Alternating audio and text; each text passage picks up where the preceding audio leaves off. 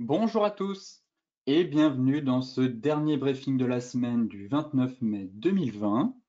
Avant de commencer, je vous laisse prendre connaissance de l'avertissement légal sur les risques.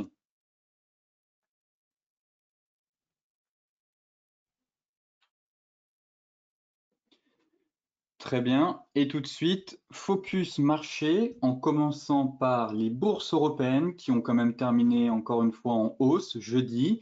Les espoirs des investisseurs d'une reprise de l'économie l'emportant sur les incertitudes concernant les relations tendues entre Pékin et Washington. Une enquête Reuters montre toutefois que la reprise des actions européennes prendra du temps puisqu'elle devrait encore accuser fin 2021 un repli d'environ 10% par rapport au record de février. Une nouvelle fois durant la séance, les marchés ont occulté la détérioration des relations entre Pékin et Washington, puisque le Parlement chinois a donné jeudi son feu vert pour poursuivre le processus d'adoption d'un projet de loi sur la sécurité nationale à Hong Kong, considéré aussi comme une menace pour l'autonomie et les libertés par de nombreux pays occidentaux, dont les États-Unis, qui pourrait donc engager en retour une action contre la Chine et retirer le statut spécial accordé à Hong Kong. Côté indicateur, on va dire que les marchés sont plutôt restés insensibles face aux chiffres macroéconomiques, que ce soit la contraction plus forte qu'estimée initialement de l'économie américaine au premier trimestre, l'annonce aussi de plus de 2 millions de nouveaux inscrits au chômage la semaine dernière, ou la chute moins importante que prévu des commandes de biens durables. Côté US, Wall Street a terminé en baisse. Effectivement, le marché s'est retourné en fin de séance alors que Donald Trump annonçait une conférence de presse à venir ce vendredi sur le dossier chinois et s'apprêtait aussi à signer un décret présidentiel visant les réseaux sociaux. De ce fait, Twitter, engagé depuis 2 jours dans un bras de fer verbal avec Donald Trump, a cédé un peu moins de 4,5%. Et l'action Facebook, le pionnier, on va dire, du Web 2.0, a fini en recul d'environ 1,6%. Les bourses américaines avaient plutôt bien débuté la séance hier, avec toujours un peu cette phase d'euphorie, d'optimisme qui demeure sur les marchés, avec des investisseurs qui continuent de miser, de parier sur une reprise rapide de l'économie après la pandémie de coronavirus qui a mis à l'arrêt des pans entiers de l'économie. Toutefois, un peu avant la clôture, la présidence américaine, on va dire, a annoncé peu de temps après que Donald Trump avait signé le décret visant les opérateurs de réseaux sociaux. Et un peu plus tôt, alors que les échanges se poursuivaient, le président des États-Unis avait aussi indiqué en outre qu'il s'efforçait de faire adopter une loi pour compléter ce décret. Enfin, pour terminer, l'annonce d'une conférence de presse présidentielle ce vendredi sur le dossier chinois a également tendu les investisseurs qui redoutent les effets de la dégradation observée ces derniers jours des relations entre les deux puissances économiques de la planète. Effectivement, malgré des marchés qui ont démarré la semaine en fanfare, on assistait quand même durant toute la semaine à des échanges assez houleux entre les deux premières puissances économiques et on avait un peu ce sentiment de guerre froide qui s'installait petit à petit au sein des deux pays. Côté macro, nous avons eu les demandes, les inscriptions au chômage, les inscriptions hebdomadaires au chômage, et on voit effectivement qu'on a quand même atteint un niveau record, puisque les demandes initiales de prestations de chômage aux États-Unis ont atteint 2,1 millions la semaine dernière, et surtout, soit plus de 40 millions depuis le début de la crise. Et quand on regarde ce graphique, effectivement, c'est un record. On a du mal même à comprendre pourquoi les marchés sont si enthousiastes, continuent de monter, alors qu'on a quand même atteint un pic et qu'il n'y a aucune certitude que l'ensemble de ces demandeurs vont retrouver un emploi dans les semaines, voire dans les mois à venir. Effectivement, hein, comme l'a indiqué le président de la Fed et même des prévisions selon Goldman Sachs, le taux de chômage pourrait atteindre quasiment entre 25 et 30% au cours des prochaines semaines, prochains mois. Toutefois, les investisseurs, les acteurs du marché envisagent et parient sur une reprise rapide de l'économie. Et donc, ce chiffre, certes, va atteindre un pic et va diminuer derrière. Le taux de chômage va sûrement atteindre un gros plafond, un plafond de verre vers les 25-30%, mais on n'a aucune certitude qu'il va aussi vite retomber à 3,5%, 3,7% comme il l'était avant. Hein, pour rappel, durant la crise de 2008, le taux de chômage était monté à 10%. Là, il peut monter entre 20 et 25%, soit on est quand même dans une récession assez historique. Donald Trump, lui, continue d'assurer que toutes ces personnes qui se sont retrouvées sans emploi vont très rapidement retrouver un emploi, mais pour le moment, au contraire, on n'a aucune certitude. Le marché table et mise sur ce scénario-là, mais les chiffres macro montrent le contraire. Effectivement, comme le montre ce graphique, ici, c'est les grandes faillites qui balayent les États-Unis et au rythme le plus rapide depuis la grande récession de 2009. Rien qu'au mois de mai, quelques 27 sociétés déclarant un passif de moins 50 millions de dollars ont demandé la protection des tribunaux contre leurs créanciers, soit le nombre le plus élevé depuis la grande récession. Donc forcément, si on a des faillites en chaîne, ça va être compliqué pour les Américains, pour les ménages, en fonction du secteur dans lequel ils se situent, de retrouver un emploi. Donc oui, le taux de chômage va sûrement diminuer, mais on pourrait avoir en fait une stabilisation autour de 10-15%, un taux de chômage autour de 10-15%. Et pour rappel, en 2008, le pic était autour de 10%. Donc on se situerait quand même à un niveau relativement très élevé et très important, ce qui forcément pourrait impacter bien, la reprise économique, elle ne serait pas aussi rapide qu'espéré, et forcément la production aussi, et la consommation, sachant que les États-Unis sont principalement un pays de consommation. Et en mai 2009, pour rappel, 29 grandes entreprises ont déposé le bilan, et depuis le début de l'année, en fait, on a eu 98 faillites ont été déposées par des entreprises ayant un passif d'au moins 50 millions, ce qui est également, on constate, hein, quasiment le chiffre le plus élevé depuis 2009, où 142 entreprises avaient déposé leur bilan au cours des 4 premiers mois. Et pour comprendre, en fait, pour le moment, malgré les inscriptions au chômage qui ne cessent d'augmenter, des faillites comme on a pu avoir le week-end dernier avec Hertz ou même en France, avec plusieurs secteurs qui sont fortement impactés, eh bien, il suffit de regarder encore une fois le bilan de la Fed qui, lui, ne cesse d'exploser. On est quand même passé de 4 000 milliards et là, on a fait un nouveau record à quasiment 7 100 milliards de dollars.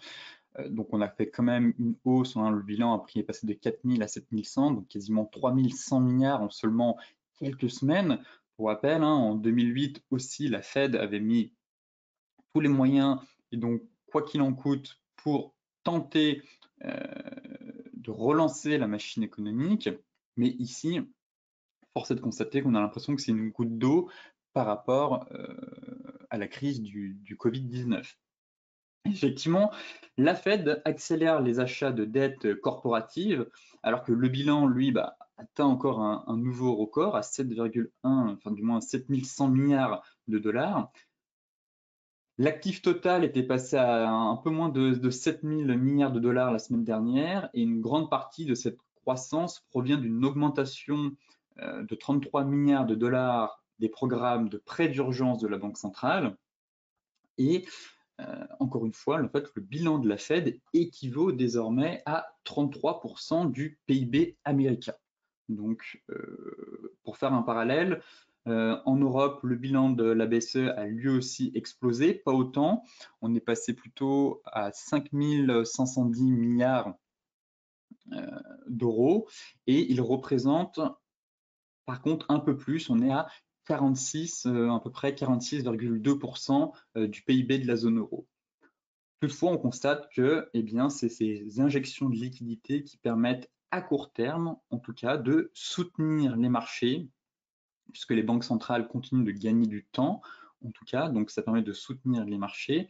Mais les chiffres macro, je pense du moins que la macro va finalement tôt ou tard rattraper les marchés et les fondamentaux, puisqu'on voit qu'il faut tout simplement en fait laisser du temps au temps. Ça peut prendre plusieurs semaines, plusieurs mois, mais force est de constater que les faillites enchaînent, le chômage qui explose, eh bien, vont quand même créer à moyen long terme une reprise plutôt lente, comme l'a indiqué en fait le président de la Fed, Jérôme Powell, au cours de ses précédents discours, et que la reprise ne sera pas aussi rapide qu'espéré.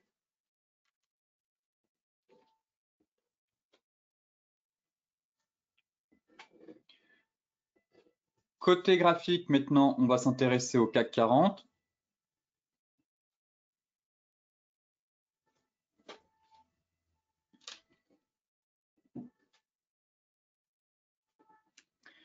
Alors, le CAC 40 qui cède un peu du terrain ce matin avec les tensions qui naissent, qui reprennent vie, on va dire, sur le dossier chinois. On va avoir une clôture hebdomadaire et une clôture mensuelle. Et ça va être très important de surveiller cette fameuse oblique. Ici, on voit bien que le CAC, d'un point de vue mensuel, on est confronté à un très gros niveau. On a cette oblique de très long terme qui vient coiffer les prix de 2000, 2007, 2015. Ici, on avait effectué un pullback et là, on se trouve à la croisée des chemins. Donc, oblique de très long terme qui vient coiffer les prix. Pour celles et ceux qui utilisent l'Ishimoku, eh bien, on voit que Shiku bute contre la Kijun, donc fait obstacle, donc renforce ce niveau technique. Et on travaille aussi quasiment, on a un plat juste ici, donc on travaille la borne de base du nuage et ce plat en extension avec une Kijun, donc qui renforce vraiment le niveau des 4730, c'est un gros niveau technique, que ce soit par les prix ou par l'indicateur Ishimoku avec cette fameuse oblique. Et le marché pourrait commencer un peu à patiner sur ce niveau, étant donné que on s'approche d'un très gros niveau.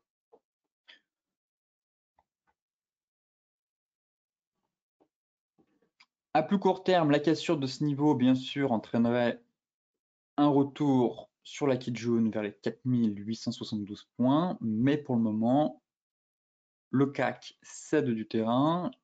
La clôture hebdomadaire et mensuelle va donc être très importante.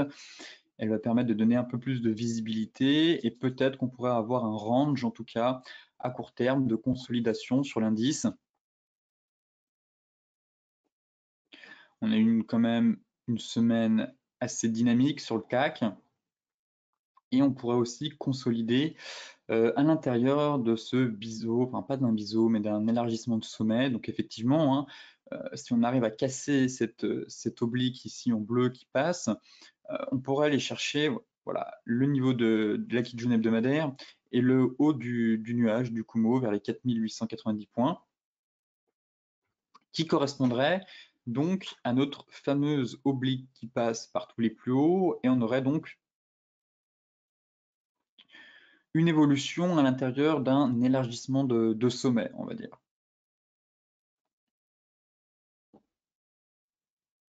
À plus court terme, c'est haussier. On avait la sortie d'un drapeau ici, on a atteint l'objectif théorique. Donc, le marché pourrait maintenant se stabiliser, du moins consolider au cours des prochaines séances, voire même entamer un léger repli, je pense, en fonction des avancées sur le dossier chinois.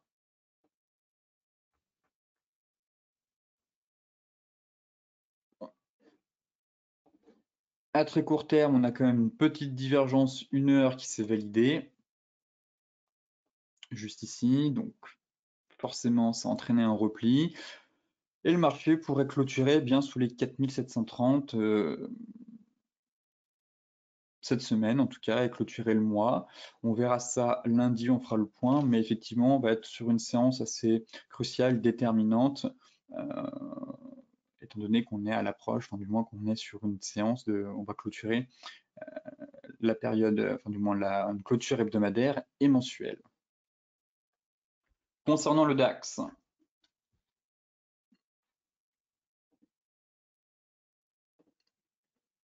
donc le DAX c'est pareil, on est venu taper un gros niveau technique, plutôt une stratégie baissière à moyen court terme maintenant sur le DAX, étant donné que la zone des 11 850 était un niveau qui m'intéressait. Hein. Pour rappel, on est quand même, c'est l'ancienne ligne de coup de l'épaule tête-épaule de 2017 à fin 2018. Donc on voit clairement ici que les prix, voilà, c'est un gros niveau de prix, les 11 850. On est venu chercher pile poil la borne haute du nuage. Chikou, pareil, était gêné pour la poursuite de cette hausse. Donc ici, en fait, on a vraiment une très grosse zone technique, que ce soit par l'indicateur ou même les prix. Je m'attendais à ce qu'on aille un chouïa un peu plus haut, plutôt en direction des 11 850, étant donné que on avait quand même ce gap. Ici, hein, les prix sont quand même attirés par ce trou de cotation, par les trous de cotation, et on avait ce gap juste ici qui n'avait pas été comblé. Donc forcément, le plus bas ici était à 11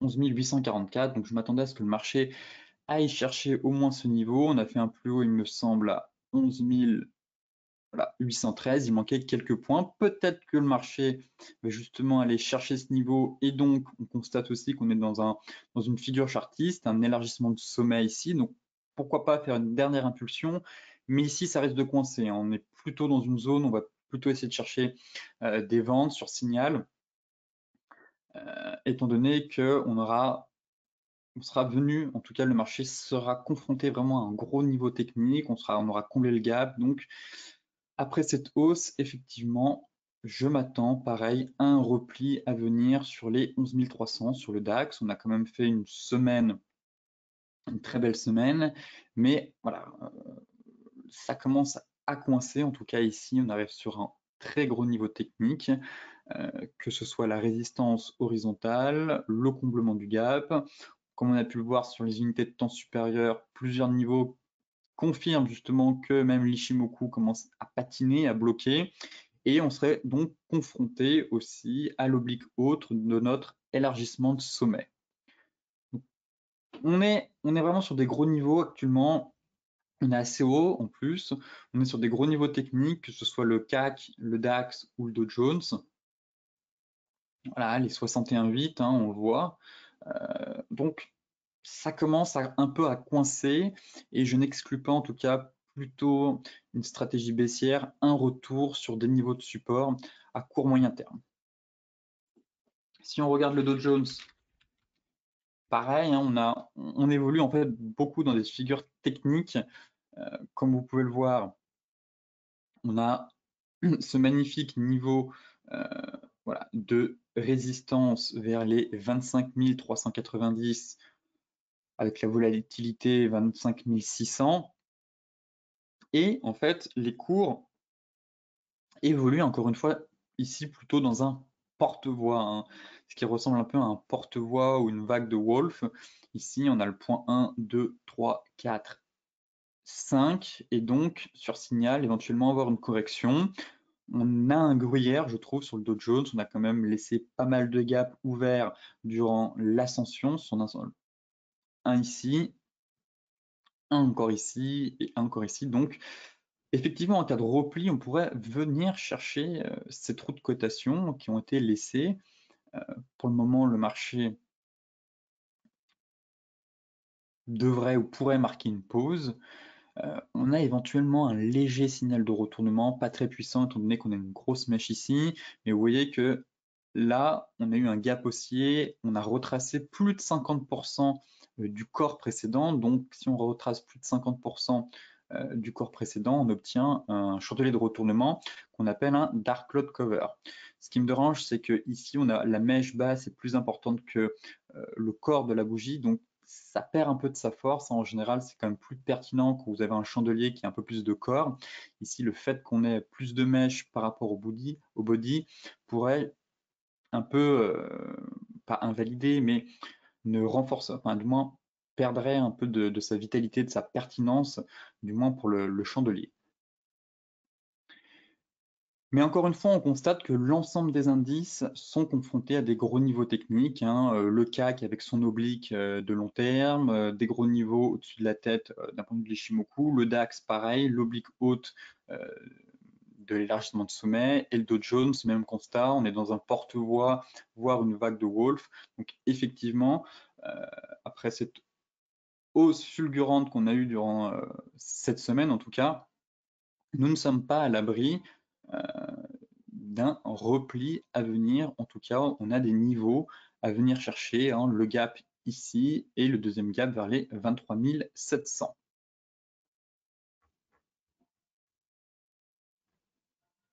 Voilà, et on constate que pour le moment, on bute bien sur une grosse résistance horizontale. Ici, on la voit très clairement.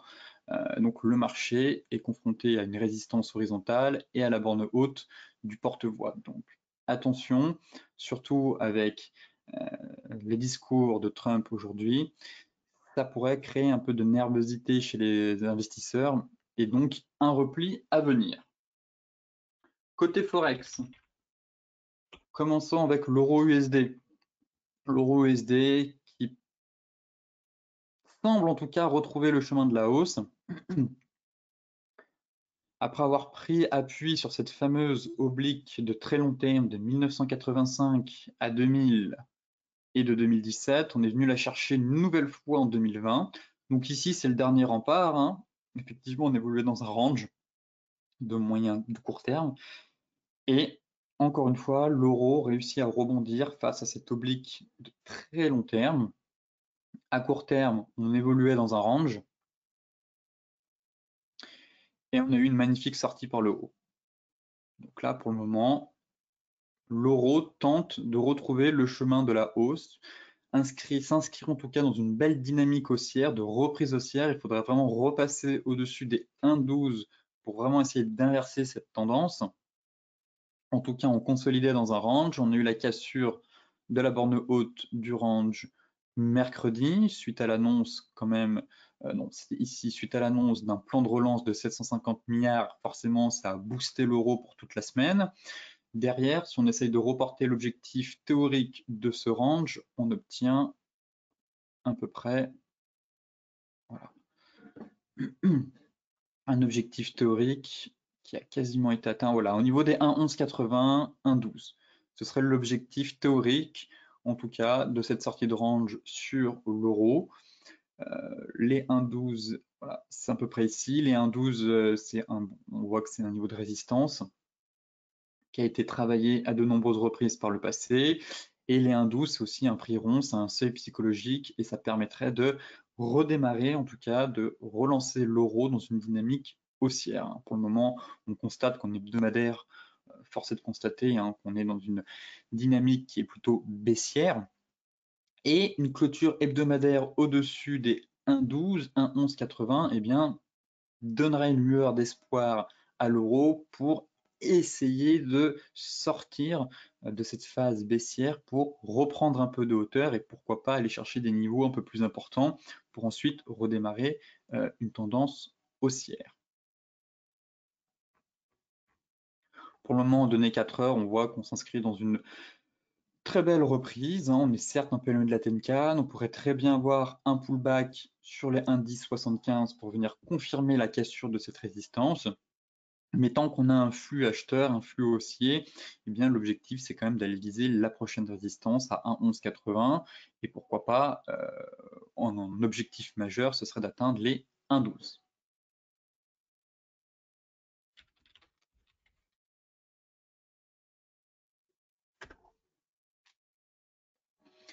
Le GBP USD, toujours sous pression quand même dans l'ensemble, GBP-USD, la livre sous pression face au Brexit, les négociations, le Covid-19 durement frappé par la pandémie de coronavirus, hein, c'est le deuxième pays le plus touché avec un nombre de décès avoisinant les 38 000, donc derrière les USA, c'est le Royaume-Uni. La croissance, risque de taux négatif, comme a pu l'indiquer l'économiste en chef de la BOE. Donc forcément, tous ces éléments ne plaident pas en faveur d'une reprise de la livre sterling, mais au contraire d'une poursuite de la baisse à venir. Effectivement, on avait quand même ici ce double top qui était en action, qui n'a pas été en tout cas invalidé pour le moment. Donc on a eu ce premier double top qui nous donne un objectif en direction des 1,18,5. Derrière, on a cette oblique baissière qui vient coiffer les prix pour le moment. Et à court terme, on pourrait avoir une évolution, en tout cas des prix, à l'intérieur d'un drapeau, un léger canal haussier. Kijun qui est juste au-dessus. Pour le moment, l'oblique fonctionne parfaitement. Et pour moi, le signal viendrait d'une rupture dès 1,22. Cela ouvrirait la voie, en tout cas une accélération vers les 1,15 et les 1,18,5. Pour le moment, les vendeurs, on va dire, gardent la main. On tente de se reprendre. On a quand même toujours ce double top qui est activé, qui n'est pas invalidé. Le double top sera invalidé si on repasse au-dessus des 1,25 et même qu'on franchit la Kijun et la borne haute du canal, voire du drapeau. Mais pour le moment, tant qu'on évolue à l'intérieur et qu'on bloque sous notre oblique et la Kijun, eh bien, on a quand même plus de chances d'avoir une sortie par le bas. Donc la sortie par le bas donnerait un premier signal d'alerte et ensuite ce serait la cassure des 1,22 et des 1,21. Enfin, des 1,22 pourrait rejoindre les 1,15 et ensuite aller chercher l'objectif théorique des 1,18,5. L'AUD-USD confronté à sa grosse zone mensuelle, en tout cas. L'oblique continue de soutenir les prix, mais pour rappel, on est quand même sur un gros niveau mensuel qu'on travaille ici, qu'on a vu travailler en 1987, une deuxième fois durant les années 90-92, durant 2000 quasiment. Ici, on voit très bien ce très beau niveau et surtout, c'était avant le crack sur les marchés. C'était un niveau où les prix tentaient de rebondir et une nouvelle fois, en tout cas, on revient dessus. Donc, pareil, Kijun mensuel qui vient coiffer les prix. Pour rappel, on a aussi une moyenne mobile 50 hebdomadaire qui vient renforcer ce niveau. Donc forcément, on est dans une zone où on a plusieurs éléments qui convergent, que ce soit les prix qui nous indiquent un niveau de prix horizontal, la Kijun mensuelle, la moyenne mobile 50 hebdomadaire, et on a aussi la moyenne mobile 100 journalière qui vient coiffer. Donc c'est un gros niveau technique et l'AUD pourrait être en proie, en tout cas, à une correction à venir sur ce niveau, étant donné que la dynamique de fond, elle, est baissière, hein, clairement, théorie de dos, hein, des plus bas de plus en plus bas et des plus hauts de plus en plus bas. Et pour le moment, on a fait plutôt un excès ici baissier et on tente de remonter la pente, mais on est confronté à un très gros niveau technique. Et ici, pareil, sur un signal de retournement, on pourrait vraiment avoir un repli en direction des 0,62, 0,70. Si on essaye d'affiner, voilà, on voit très bien que c'est un gros niveau contesté, donc une zone de polarité. Derrière, ici, ça a lâché, pullback, on est cherché plus loin. Et là, après cet énorme rebond, on va dire, étant donné que la tendance primaire, elle, est baissière, et là, on a une tendance secondaire qui est haussière. Mais ici, ça pourrait caler. En tout cas, on approche de la grosse zone, on est en train de la travailler. On pourrait avoir un petit excès au-dessus des 0,67, 0,6710, mais à surveiller en tout cas un chantier de retournement plutôt pour avoir une stratégie plutôt baissière pour essayer d'aller chercher en tout cas l'ancienne borne haute du range et en cas de cassure revenir sur les plus bas en direction des 0,63. Effectivement, on a vu une sortie de range par le haut. L'objectif théorique, c'est les 0,6710 à peu près. Donc là, on travaille ce niveau, mais on aura un signal technique pour moi vraiment, soit avec un chantier de retournement, soit si l'oblique casse. Dans ce cas-là, effectivement, on pourrait vraiment accélérer en direction des 0,63, 0,64.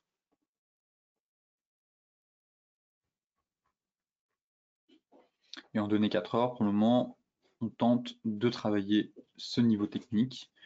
Donc, on est sur le bas de la zone et se positionner à l'achat ici est plutôt risqué, étant donné qu'on est plutôt dans une grosse zone technique où les vendeurs vont se manifester et continuer à défendre ce gros niveau mensuel en tout cas.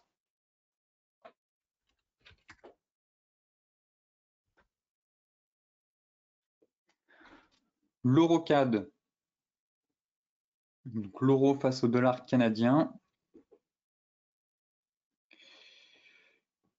qui tente une nouvelle fois une sortie de diamant par le haut. Voilà. On a fait une fausse sortie ici, hein, tant que le niveau des 1,5125 tenait, eh bien, aucun signal vendeur n'était donné. Et hier, on a eu une belle bougie flux, et là, à confirmer, mais en tout cas, on aurait une sortie de diamant par le haut. L'euro-CAD pourrait donc reprendre un peu de hauteur et se diriger, je pense, vers les, à moyen terme, bien sûr, en direction des 1,5640, voire des 1,58. Donc, à confirmer sur clôture, hein, étant donné que les figures chartistes, il faut attendre la clôture pour confirmer. En tout cas, vu la taille de la bougie hier, on pourrait logiquement, ce serait bien de voilà, casser. On voit qu'ici, ça tricotait, du moins ça plafonnait. Donc la cassure de ce niveau confirmerait vraiment la sortie de cette figure chartiste et permettrait à l'euro de reprendre des couleurs en direction, comme je vous le disais, des 1,5640, voire de la fameuse oblique ici, du moins retourner chercher cette grosse oblique, voilà, qui passe par les plus hauts, ici. Donc en direction des 1,5780. Enfin, l'euro NZD, on en a parlé toute cette semaine en essayant de travailler un plan sur la borne basse d'un range. Effectivement, on constate que l'euro était venu prendre appui ici sur les anciens tops de 2019, qu'on a travaillé une grosse zone de support et qu'on consolidait aussi surtout dans un range à court terme. Un range technique. Voilà. Ici, on le voit très bien. Donc, la borne basse correspond à une zone de polarité, on va dire, et qu'on consolidait à l'intérieur d'un range. Donc, stratégie de trading range, hein, on vend en haut et on achète en bas. Effectivement, on avait eu, si on affinait en données 4 heures, un signal technique avec cette divergence haussière sur la borne basse, avec chandelier de retournement, donc conformément à la stratégie de trading range. Et on est venu chercher la zone d'équilibre. Donc ici, on a atteint le milieu du range, donc c'est le premier niveau à passer, à atteindre. Donc pour celles et ceux qui étaient à l'achat, on n'oublie pas de remonter ses stops, prendre une partie de ses bénéfices, en tout cas, ne pas redonner les gains si durement gagnés au marché. Et ensuite, d'aller chercher la borne haute, hein, puisqu'on est vraiment dans cette phase-là. On peut très bien avoir une rotation partielle, mais en cas de cassure, c'est quand même d'aller chercher la borne haute et de faire un retour à l'envoyeur. Et enfin, d'attendre la cassure d'une des deux bornes pour se positionner et accompagner le flux à venir. Pour le moment, le marché hésite sur le milieu de range, mais en tout cas, partons dans l'idée qu'on aura une rotation complète et donc de viser, d'aller chercher, d'essayer d'accompagner le flux le plus loin possible, en tout cas, pour viser la borne haute. Et on fera le point une fois que les prix auront atteint ce niveau technique.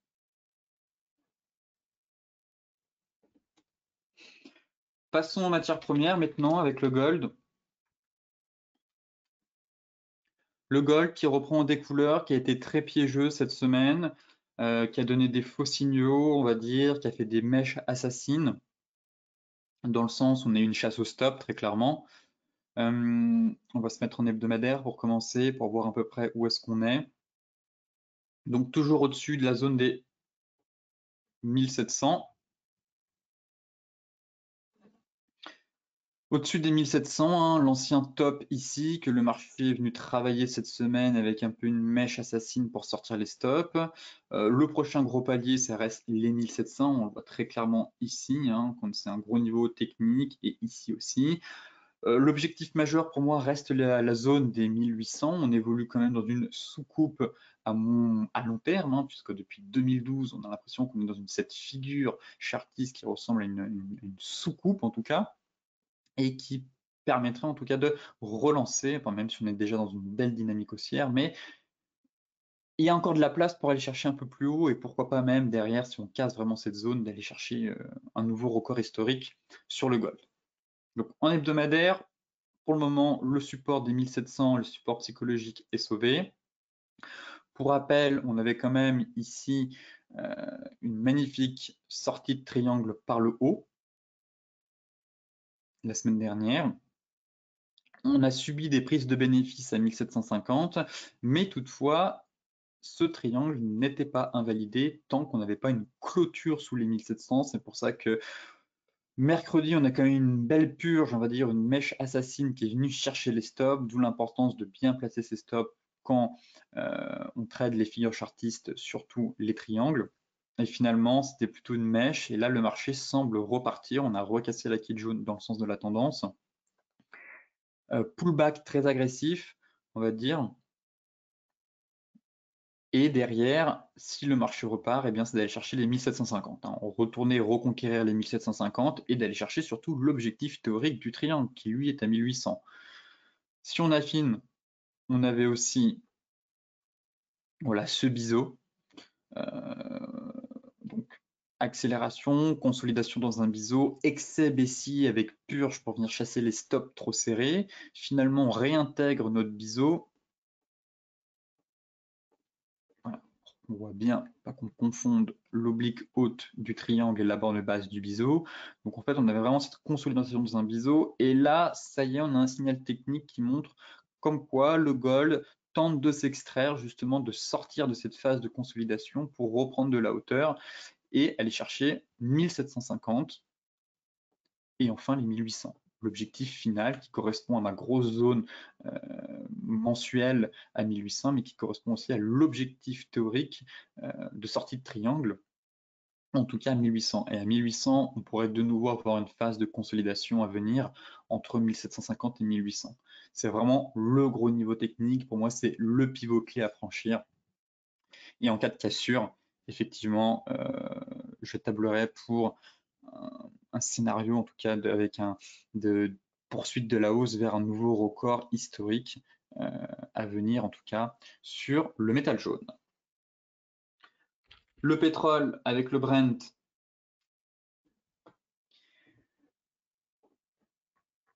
théorie de dos, toujours. On va se mettre en hebdomadaire pour voir un peu la tête de la bougie. On avait toujours cette divergence haussière qui s'est installée.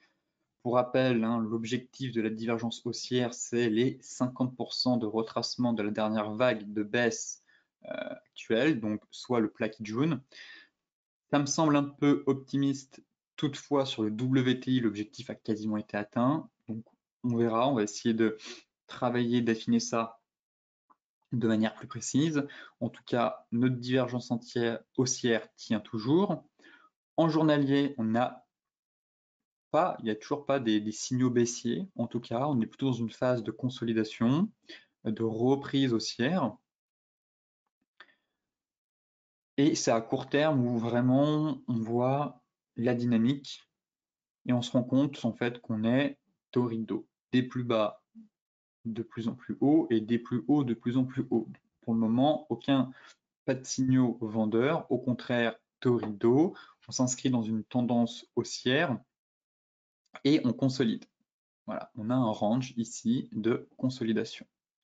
Donc pareil, la cassure d'une des deux bornes devrait donner le tempo pour la suite. Et peut-être qu'on aurait même un triangle, étant donné qu'on n'est pas revenu.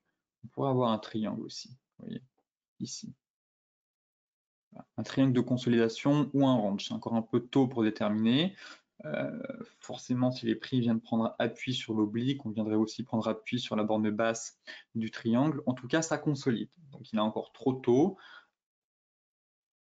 acheter ici, pour moi, on est juste au-dessus d'une résistance, donc c'est pas très pertinent. Et vendre, eh bien, il n'y a aucun signal, en tout cas, de retournement sur le pétrole. On est vraiment dans une phase de consolidation. Donc, pareil, il faut laisser du temps au temps, laisser le marché construire. Là, le marché se cherche. Et je pense qu'on devrait avoir un signal technique la semaine prochaine, en tout cas, sur le gold. Mais pour le moment, ça consolide. Concernant le WTI, même constat sur le WTI. Donc pareil, si on reprend un hebdomadaire, voilà, on a notre divergence haussière qui a parfaitement bien fonctionné. L'objectif, c'est les 50%, donc d'aller chercher le plaquis jaune. Pour rappel, hein, le plaquis jaune hebdomadaire correspond au niveau des 50% de Fibonacci. Je vous le mets quand même si vous voulez vérifier. Voilà, donc la divergence nous donne comme objectif d'aller chercher le niveau de Kijun qui correspond à 50% de la dernière vague de baisse. On s'approche d'un gros niveau. On s'approche d'un gros niveau, on le sait, c'est le gap.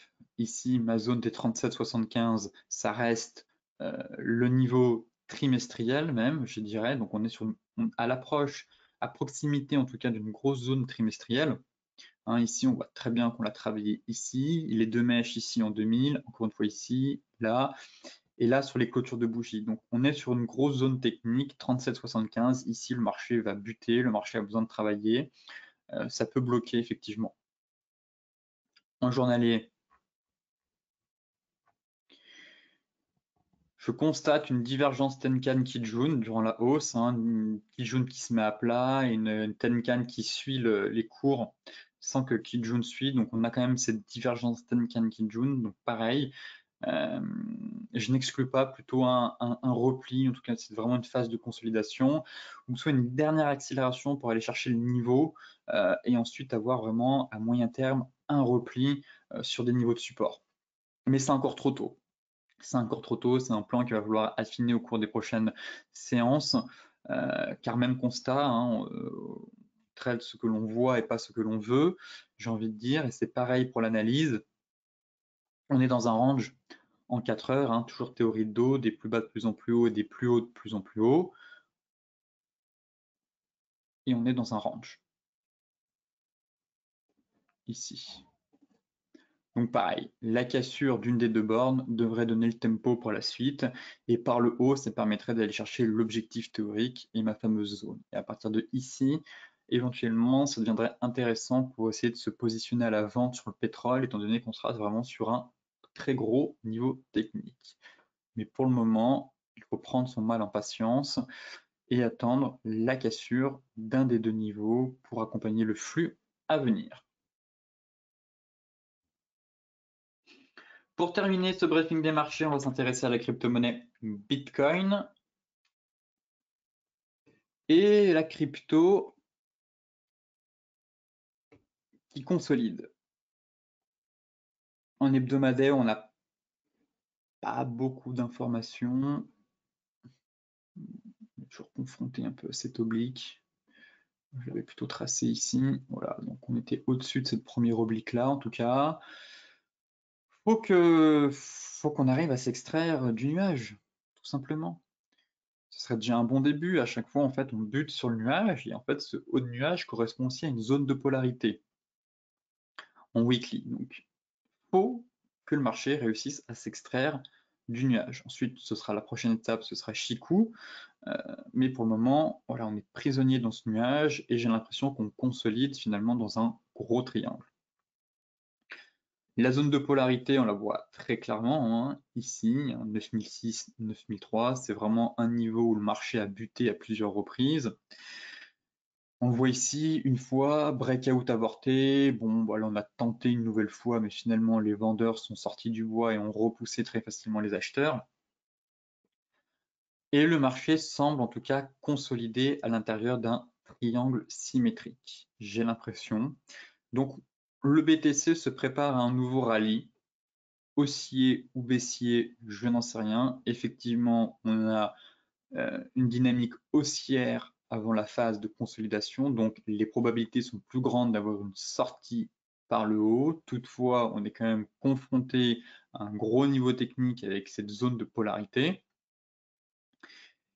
Et pareil, il faut attendre la cassure de ce triangle pour accompagner le flux. Effectivement, la cassure, le franchissement par le haut avec une belle réintégration du canal haussier ouvrirait la voie à des perspectives haussières en direction des 10 009, en tout cas, voire des 12 000 pour inscrire un nouveau plus haut annuel. Et par contre, une sortie par le bas renverrait, je pense, sur le niveau de support vers les 7630. Donc, encore une fois, on fera le point lundi parce que comme d'habitude, les crypto-monnaies ont tendance à être très nerveuses, on va dire, le week-end, ça bouge beaucoup, surtout le dimanche. Donc, il est fort possible qu'on ait un signal ce dimanche, en tout cas, du moins durant le week-end, étant donné que il y a pas mal de volatilité le week-end sur les cryptos. Donc pareil, encore une fois, il faut laisser du temps au temps, être patient et attendre vraiment un signal technique pour se positionner correctement dans le sens du flux. Sur ce briefing des marchés touche à sa fin. Comme d'habitude, pour celles et ceux qui sont intéressés pour consulter l'article dans son intégralité, je vous mets le lien dans la description de la vidéo pour consulter la version web du briefing des marchés. Pour les autres, eh bien, n'oubliez pas de vous inscrire aussi tous les mardis à 14 h aux stratégies bourse afin de déterminer, eh bien, faire un tour d'horizon d'abord essentiellement, déterminer les tendances à venir, essayer de décrypter l'actualité, les fondamentaux et mettre en place des stratégies de trading sur les différentes classes d'actifs et d'aborder aussi voilà, l'analyse technique et le money management. Je vous souhaite à toutes et à tous une excellente journée, de très bons trades, un excellent week-end à venir. Soyez prudents sur les marchés et on se retrouve la semaine prochaine, soit dans le briefing des marchés, soit dans les stratégies bourse mardi à 14 h pour faire un nouveau tour d'horizon sur l'ensemble des bourses.